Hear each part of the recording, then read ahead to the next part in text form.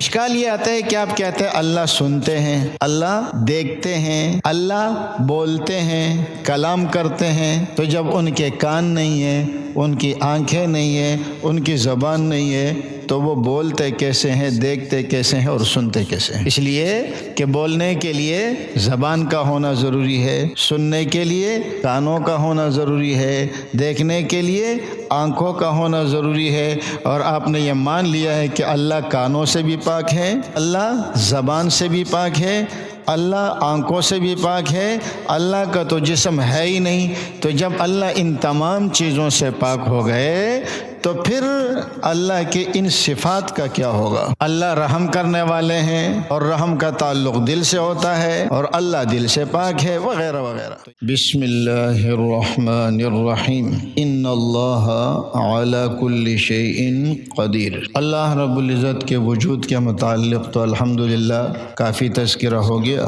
اب اللہ تعالیٰ کے صفات کے متعلق ملحدین اور کفار جو اعتراضات کرتے ہیں، ان سوالات کی طرف آنے سے پہلے ایک بات اچھی طرح جان لیں۔ ایک ہے کسی چیز کا وجود اور ایک ہے اس کا جسم ہونا، یہ دونوں الگ الگ چیزیں ہیں، اور ملحدین ہر وجود کو مجسم سمجھتے ہیں، اس وجہ سے ان کو اشکالات پیش آتے ہیں۔ کسی چیز کا موجود ہونا یہ اور بات ہے، کسی چیز کا جسم ہونا یہ اور بات ہے۔ اسی لیے ملحدین کہتے ہیں جب ہم نے اللہ کو دیکھا نہیں ہے، جب ہم نے فرشتوں کو دیکھا نہیں ہے وغیرہ وغیرہ، تو ہم اس پر ایمان کیسے لائیں؟ جب ہمیں برزخ سے واسطہ نہیں پڑا تو ہم اس پر ایمان کیسے لائیں؟ یہ ملحدین کی غلط فہمی ہے۔ اس لیے ایک ضابطہ یاد رکھے، کسی چیز کے وجود کے لیے اس کا مشاہدہ ہونا یہ کوئی ضروری نہیں ہے کہ آپ اس کو دیکھ سکیں تو آپ اس کو مان لیں، اور اگر آپ کو نظر نہ آئے تو آپ اس کو مانیں نہیں۔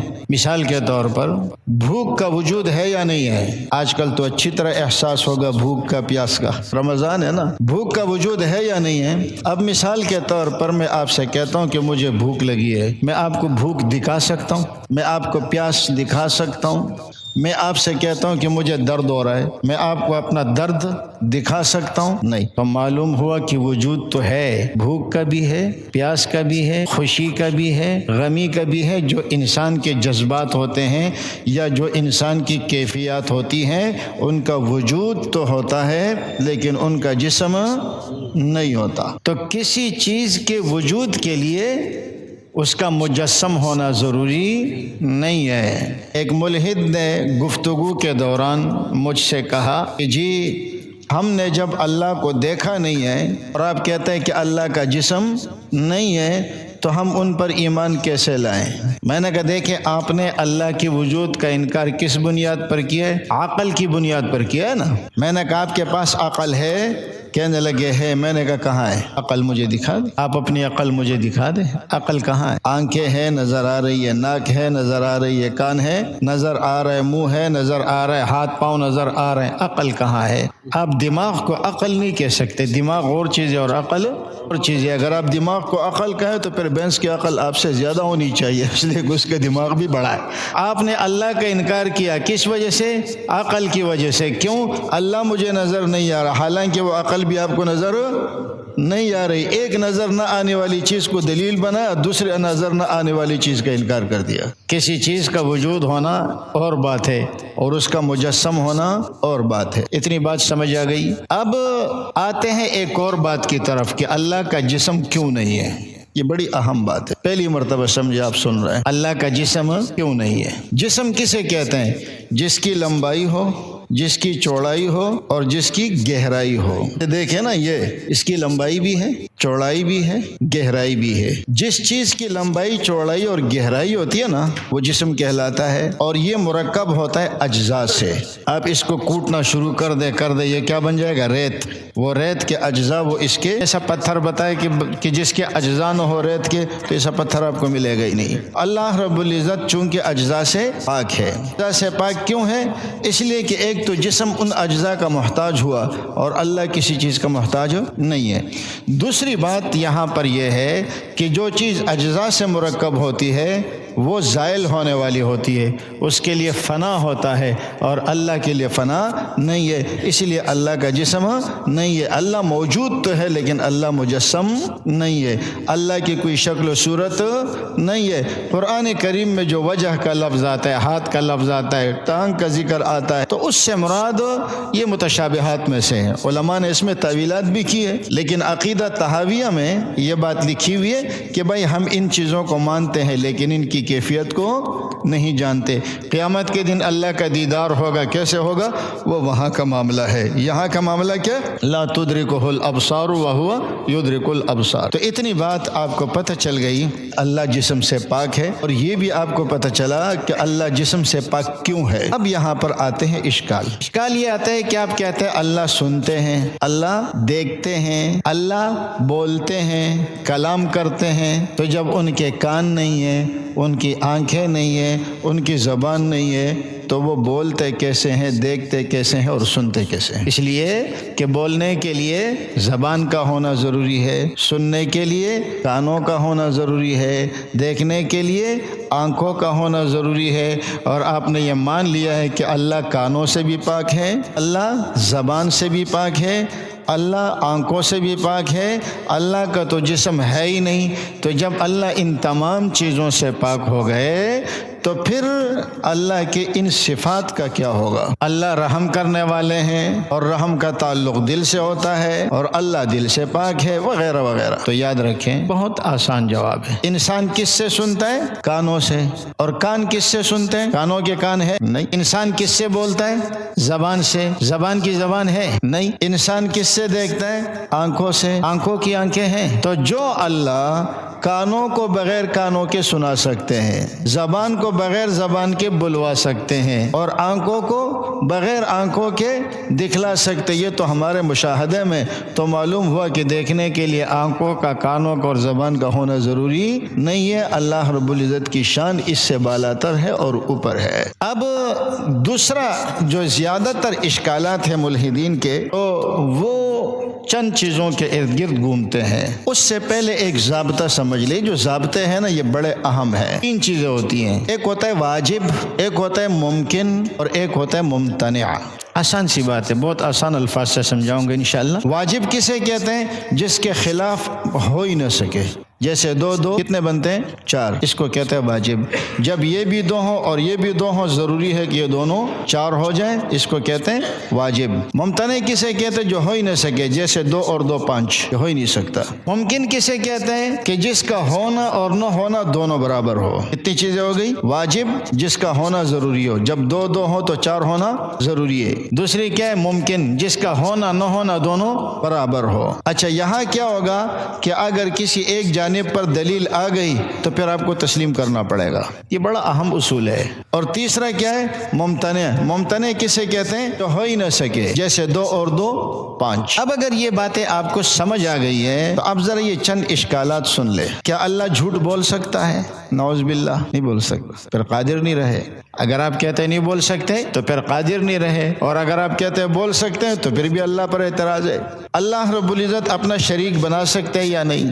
اسی طرح اللہ رب العزت نعوذ باللہ چوری کر سکتا ہے یا نہیں؟ یعنی جو بری صفات ہے اس کی نسبت اللہ کی طرف کرنا، یہ ہزاروں اشکالات آپ بنا سکتے ہیں۔ جو صفات قبیحہ ہے ان صفات قبیحہ کی نسبت اللہ کی طرف کرنا، یا جو آج کل بہت بڑا اعتراض ہر جگہ پیش ہوتا ہے، کیا اللہ ایسا پتھر بنا سکتے ہیں کہ اس کو خود اٹھا نہ سکے؟ یہ ملحدین کی طرف سے بہت زیادہ یہ اشکال ہوتا ہے، ایسا پتھر بنا سکتے ہیں کہ جس کو اٹھا نہ سکے۔ اگر آپ کہتے ہیں کہ بنا سکتے ہیں تو پھر اٹھا نہیں سکتا، اور اگر آپ کہتے ہیں کہ اٹھا سکتے ہیں تو پھر بنایا نہیں ہے۔ یہ اس قسم کے اشکالات کیوں پیش آتے ہیں؟ اس کے لیے ایک ضابطہ یاد رکھیں۔ ممتنع کسے کہتے ہیں؟ جیسے میں نے آپ کو بتایا کہ 2 اور 2 5، یہ ہو نہیں سکتی۔ جو چیز ممتنع ہوتی ہے نا، اس کے بارے میں سوال کرنا یہ بیکار ہوتا ہے، اس کے بارے میں سوال کرنا ہی غلط ہے۔ مثال کے طور پر میں آپ سے کہوں کہ آپ، اچھا ایک چیز یہ ہوتی ہے جو ہمیں ناممکن نظر آتی ہے، لیکن اس ناممکن چیز کا تصور ممکن ہوتا ہے۔ مثلا میں آپ سے کہوں فرشتوں کی آنکھیں بند کرے ہوا میں اڑے اور چلے گئے، پہلے آسمان میں داخل ہو گئے، دوسرے میں، تیسرے میں، تصور کر سکتے ہیں نا؟ ٹھیک ہے، اس طرح میں کہتا ہوں آنکھیں بند کرے، آپ اپنے ہاتھ یوں کرے تو سمجھو بارش ہو رہی ہے، یوں کر دیا تو سمجھو بارش رک گئی، تصور کر سکتے ہیں نا؟ تصور میں تو آپ بادشاہ بھی بن سکتے ہیں، جس کو خیالی پلاؤ کہا جاتا ہے۔ تو خیالی پلاؤ کیا ہوتا ہے؟ وہ ناممکن ہوتا ہے، لیکن آپ اس کا تصور کر سکتے ہیں۔ لیکن جو چیز ممتنع ہوتی ہے نا، اس کا تصور ہی نہیں ہو سکتا۔ جو چیز ممتنع ہوتی ہے، ممتنع کا آپ تصور ہی نہیں کر سکتے۔ مثلا میں آپ سے کہوں کہ آپ ایسی چیز کے بارے میں تصور کریں جو تکون بھی ہو اور چوکور بھی ہو، کریں؟ ہو سکتا ہے؟ جو بالکل سیدھی بھی ہو اور بالکل ٹیڑھی بھی ہو، آپ تصور کر سکتے ہیں؟ اس کو کہتے ہیں ممتنع۔ ملحد گڑبڑ کیا کرتا ہے؟ وہ ممتنعات کا سوال کر کے آپ کو پھنسانے کی کوشش کرتا ہے، حالانکہ ممتنع کے بارے میں سوال کرنا ہی درست نہیں ہے۔ یہ صرف ہم نہیں، اس کو دنیا مانتی ہے کہ جو چیز ممتنع ہے، جو ہو ہی نہیں سکے، اللہ نے اس کو بنائے ممتنع ہے، تو اس کے بارے میں سوال کرنا یہ غلط ہے۔ اب اگر یہ بات آپ کو سمجھ آ گئی ہے تو اب ذرا جوابات کو سمجھنا بہت آسان ہو جائے گا۔ اللہ کسے کہتے ہیں؟ جو تمام صفات کمال کو جامع ہو، جو صفات نقصان سے پاک ہو۔ اب آپ مجھے بتائیں، جھوٹ بولنا کمال کی صفت ہے یا نقصان کی صفت ہے؟ تو جو جھوٹ بولے گا وہ خدا ہو ہی نہیں سکتا۔ ایسا کام ہوگا ہی نہیں کہ جس کے لیے اللہ رب العزت کو اپنے رتبے اور درجے سے نیچے آنا پڑے، اور جہاں اللہ اپنے درجے سے نیچے آیا تو پھر وہ اللہ کہلانے کا مستحق بھی نہیں ہے۔ تو اب دیکھیں، یہ صفت نقصان ہے اور اللہ صفات نقصان سے پاک ہے۔ اگر نعوذ باللہ یہ صفت نقصان پایا گیا تو پھر وہ اللہ نہیں رہے گا، اور جب تک اللہ رہے گا صفت نقصان نہیں ہوگا۔ اللہ خود کو مار سکتا ہے یا نہیں؟ وہاں پر بھی یہی جواب ہے، مرنا صفت نقصان ہے، اور اللہ حی القیوم ہے۔ اللہ ایسا پتھر بنا سکتے جس کو اٹھا نہ سکے، اٹھا نہ سکنا صفت نقصان ہے۔ یہاں اللہ کے بارے میں یہ سوال ہو ہی نہیں سکتا۔ تو معلوم ہوا کہ اللہ کے لیے یہ ساری چیزیں ممتنع ہے، یہ جمع ہی نہیں ہو سکتی اللہ کے ساتھ۔ تو جو چیز اللہ کے ساتھ جمع ہی نہیں ہو سکتی، اس کی مثال کیا ہو جائے گی؟ 2 2 5 کی۔ جس طرح 2 2 5 کے بارے میں سوال کرنا غلط ہے، اسی طریقے سے صفت نقصان کا اللہ سے جوڑ کر سوال کرنا ہی غلط ہوگا۔ اسی طرح شریک باری تعالی، اللہ کا شریک یہ بھی ممتنع ہے۔ کیسے ممتنع ہے؟ اللہ اپنا شریک بنا سکتے یا نہیں؟ چلے ہم آپ سے پوچھتے ہیں کہ نعوذ باللہ ثم نعوذ باللہ ثم نعوذ باللہ، اگر کوئی شخص یہ کہے کہ اللہ اپنا شریک بنا سکتا ہے تو اس کو کس نے بنایا؟ اللہ نے بنایا نا۔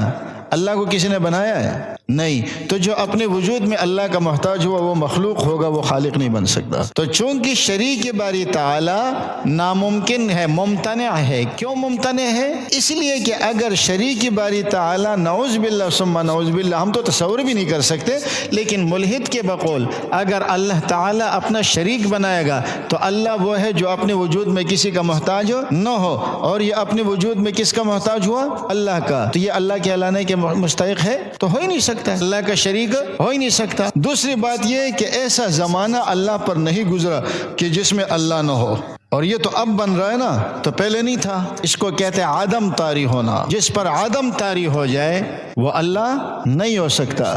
تو اس لیے یہ اس قسم کے اشکالات جو ہوتے ہیں یہ غلط فہمی کا نتیجہ ہوتا ہے۔ تو واجب اور ممتنع آپ کو سمجھ آیا۔ اب بات آتی ہے ممکن کی۔ ممکن میں دونوں جانب کیا ہوتے ہیں؟ برابر ہوتے ہیں۔ جب دونوں جانب برابر ہوتے ہیں، یہ آپ کو ہزاروں سوالات کے جوابات سمجھے کہ آج کے ان اصولوں میں آپ کو دے رہا ہوں۔ رسول اللہ صلی اللہ علیہ وسلم نے فرمایا قبر کا عذاب ہوگا، ٹھیک ہے، ممتنع ہے؟ نہیں۔ واجب ہے؟ نہیں۔ کیا ہے؟ ممکن ہے۔ ممکن کا کیا مطلب؟ ہو سکتا ہے نہ ہو۔ اگر ہونے پہ دلیل قائم ہو گئی تو پھر ہے، اگر نہ ہونے پہ دلیل قائم ہو گئی تو پھر نہیں ہے۔ اب آخرت کے جتنے اعتراضات ہیں وہ اسی اصول پر جا رہے ہیں۔ ملحد اعتراض کرتے قبر کی زندگی پر، مرنے کے بعد دوبارہ زندہ ہونے پر، جنت اور جہنم کے وجود پر، پل صراط کے وجود پر، وغیرہ وغیرہ۔ یہ ان کے نزدیک ناممکن ہے اور وہ اس کو ممتنع سمجھتے ہیں۔ یہ ممتنع نہیں ہے، یہ ممکن ہے۔ اور ہمیں مخبر صادق رسول اللہ صلی اللہ علیہ وسلم نے خبر دی ہے، اور مخبر صادق کی خبر کو مانا جائے گا اگر اس کے خلاف آپ کے پاس دلیل نہ ہو۔ اگر آپ کے پاس اس کے خلاف دلیل ہے تو آپ لے آئیں، اگر آپ کے پاس اس کے خلاف دلیل نہیں ہے تو یہ ایک ممکن چیز تھی اور اس کو ایک سچے نبی نے ہمیں بتا دیا، لہٰذا ہمیں تسلیم کرنا پڑے گا اور آپ کو بھی تسلیم کرنا پڑے گا۔ یا تو یہ ہے کہ اس کے ممتنع ہونے پر آپ دلیل پیش کریں، یا اس کے ممکن ہونے میں آپ اس کے غلط ہونے پر دلیل پیش کریں، تو وہ خود کبھی بھی دلیل نہیں دے گا، وہ ہمیشہ آپ کو دلائل کی دنیا میں پھنسانے کی کوشش کرے گا۔ وما علینا الا البلاغ۔